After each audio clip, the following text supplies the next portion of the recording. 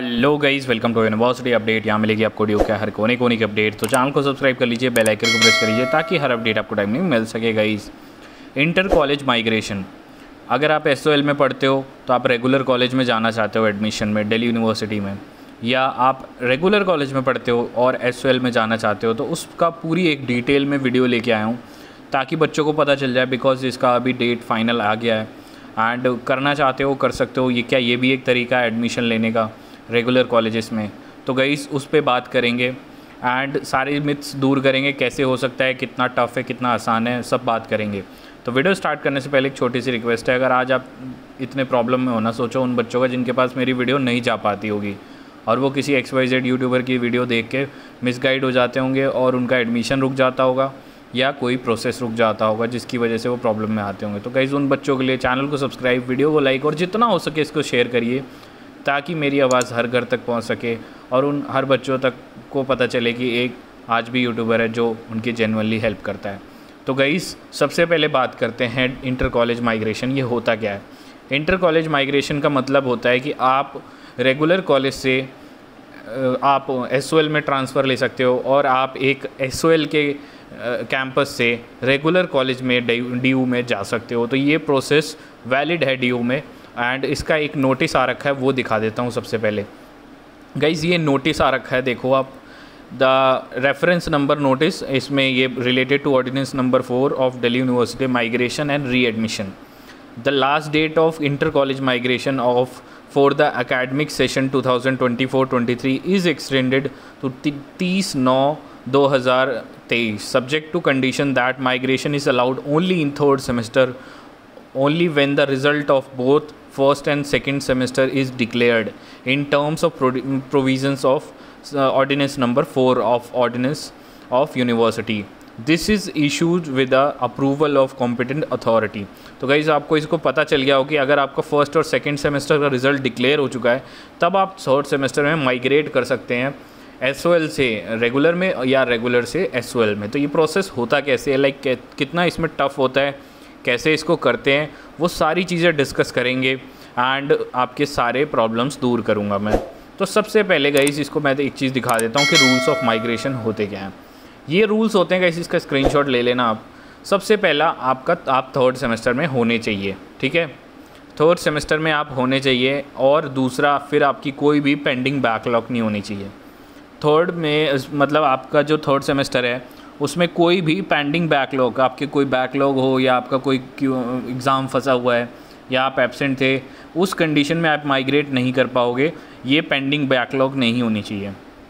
Semester 1 और semester 2 में आप फर्स्ट डिवीज़न से पास होने चाहिए। 60% आपके मार्क्स होने चाहिए, 60%, ठीक है, ब्रैकेट में लिखा हुआ है 60% मार्क्स आपके होने चाहिए। नहीं होंगे तो आप प्रॉब्लम में पड़ सकते हो, आपको वो नहीं मिलेगा। अगर आप रेगुलर में पढ़ते हो, आप रेगुलर से एसओएल में जाना चाहते हो या एसओएल से, बिकॉज एसओएल में तो अटेंडेंस होती नहीं है। फोर्थ पॉइंट में एसओएल से अटेंडेंस होती नहीं है, तो एसओएल में अटेंडेंस का कोई इशू नहीं होता, तो वो चीज़ आप नहीं देखो, ठीक है। अटेंडेंस रेगुलर से आप एसओएल में जाना चाहते हो तो मैटर करती है, लेकिन आप जब एसओएल से रेगुलर में आना चाहते हो तो अटेंडेंस मैटर नहीं करती है।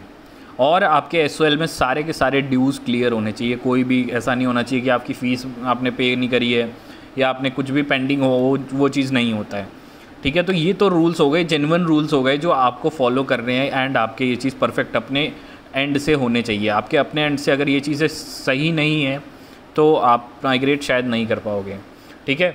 उसके बाद आपको करना क्या है, एक वेकेंट सीट फाइंड करनी है। मान लो जैसे आप एसओएल में पढ़ते हो, ठीक है, और आपको दौलत राम कॉलेज में, चलो दयाल सिंह कॉलेज में एडमिशन लेना है, ठीक है, आपको दयाल सिंह कॉलेज में लेना है। आप एसओएल से बीकॉम कर रहे हो, ठीक है, अब आपको एक रेगुलर कॉलेज में जाना है। तो उसके 2 तरीके होते हैं वेकेंट सीट को फाइंड करने के। पहला ऑनलाइन तरीका, दूसरा ऑफलाइन तरीका। अब ऑनलाइन तरीका का मतलब क्या होता है? ऑनलाइन में ये होता है कि आप दयाल सिंह की वेबसाइट पे जाओगे, दयाल सिंह कॉलेज की, वहाँ पे वो लोग ना वेकेंट लिस्ट डिक्लेयर करते हैं कि इतनी वेकेंट लिस्ट इस कॉलेज में खाली है, आप आके इस कोर्स में एडमिशन ले सकते हो।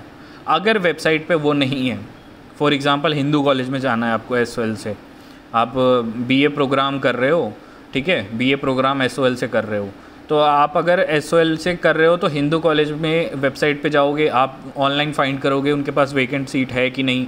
अगर ऑनलाइन तरीके से आपको एक वैकेंट सीट नहीं मिलती तो ऑफलाइन तरीका आजमाओ पहले, क्योंकि यही एक इम्पॉर्टेंट चीज़ है जो आपको करनी ज़रूरी है। अगर वहाँ वैकेंट ही नहीं हुई सीट तो आप कर नहीं पाओगे माइग्रेट, ठीक है।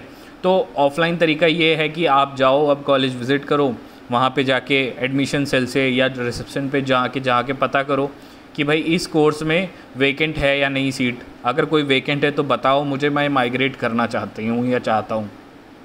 तो ये करने के बाद जब आपको फाइनली एक वैकेंट सीट आपके हाथ में लग जाए कि हाँ इस कोर्स में मैं माइग्रेट कर सकती हूँ, बिकॉज माइग्रेशन से सिर्फ आप कॉलेज बदल सकते हो, कोर्स नहीं बदल सकते हो, ये बात आपको पता होगी। और ये बात मैं आपको जेन्युइनली बता दे रहा हूँ, कोई चीज़ कन्फ्यूज़न ना रहे इससे, क्योंकि आप सिर्फ कोर्स नहीं बदल सकते, सिर्फ अपना कॉलेज बदल सकते हो, ठीक है। तो फिर आपने मान लो आपको वैकेंट सीट मिल गई, अब आपको मिल गया एक कॉलेज में सीट मिल गई, तो अब आपको क्या करना है, ठीक है। उस कंडीशन में आपको यहाँ पे अब कैसे करना है, लाइक सीट आपको मिल गई, वैकेंट मिल गई, फर्स्ट पॉइंट। अब आपको जाना है SOL में। SOL से आपको NOC सर्टिफिकेट लाना है, नो ऑब्जेक्शन सर्टिफिकेट। जब आप ये सर्टिफिकेट लेने जाओगे ना तो इसका मतलब होता है कि SOL वालों को कोई भी प्रॉब्लम नहीं है कि आप माइग्रेट करना चाहते हो। तो वो ये सर्टिफिकेट देने से पहले आपसे सारे डॉक्यूमेंटेशन के काम करवाएंगे, वो सारे कर देना, ठीक है। जो भी डॉक्यूमेंट वो एप्लीकेशन बोलेंगे, एप्लीकेशन सबमिट कर देना। वो डॉक्यूमेंट्स कुछ सबमिट करने को बोलेंगे, अगर आपके ड्यूज़ पेंडिंग होंगे वो करवा देंगे, और उसके बाद वो आपको NOC सर्टिफिकेट दे देंगे। सेकंड प्रोसेस हो जाएगा। फिर आपको NOC सर्टिफिकेट मिल जाएगा जब, तब आपको मैनुअली जाना पड़ेगा उस कॉलेज में। मान लो हिंदू कॉलेज में आपको सीट चाहिए थी, वैकेंट मिल गई थी वहाँ पे, आपने NOC SOL से बनवा लिया। अब SOL से NOC बनवाने के बाद आपको जाना है हिंदू कॉलेज में। फॉर एग्ज़ाम्पल बता रहा हूँ, हिंदू कॉलेज में जाओगे, अब वहाँ के बात करोगे एडमिशन में जाके कि सर ये मैं NOC ले आया हूँ, ठीक है, मैं वहाँ के कॉलेज को मतलब SOL को कोई टेंशन नहीं है, मैं अब यहाँ आ सकता हूँ, लाइक उन्होंने मुझे क्लियरेंस दे दिया है। तो अब यहाँ वाले आपसे फॉर्म भरवाएंगे, फिलिंग करवाएंगे, फ़ीस सबमिट कराएंगे आपसे, एंड फाइनली आपको यहाँ पे माइग्रेशन मिल जाएगा। तो ये प्रोसेस है, ये पूरा लंबा प्रोसेस है। इसको करने में अराउंड 20 से 30 दिन लग जाते हैं, ठीक है। इसको करने में अराउंड 20 से 30 दिन लग जाते हैं, और भागना दौड़ना पड़ता है आपको, पैसे भी आपके वेस्ट होते हैं थोड़े से, ठीक है, आने जाने में। और हो सकता है आपको सीट ना भी मिले, बिकॉज आप ही नहीं माइग्रेट कर रहे हो, बहुत बच्चे माइग्रेट करते हैं। तो ये चीज़ है, ठीक है। तो आपको होप समझ में आ गया होगा। इसके रिगार्डिंग अगर आपकी कोई भी क्वेरी हो तो प्लीज़ मुझे कमेंट सेक्शन में ज़रूर पूछिएगा। एंड एक मेरा टेलीग्राम ग्रुप है, उसको भी ज्वाइन कर लीजिए, ताकि आपको वहाँ पे सारी अपडेट्स मिलती रहे, ठीक है।